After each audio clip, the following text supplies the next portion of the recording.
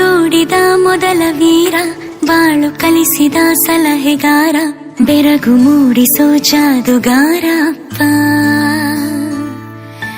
ಹಗಲು ಬೆವರಿನ ಕೂಲಿಕಾರ, ರಾತ್ರಿ ಮನೆಯಲ್ಲಿ ಚೌಕಿದಾರ, ಎಲ್ಲ ಕೊಡಿಸುವ ಸಾಹುಕಾರ ಅಪ್ಪ. ಗದರೋ ಮೀಸೆಕಾರ, ಮನಸ್ಸೇ ಕೋಮಲ, ನಿನ್ನ ಹೋಳೋ ಕರ್ಣ ಯಾರಿಲ್ಲ ಅಪ್ಪ.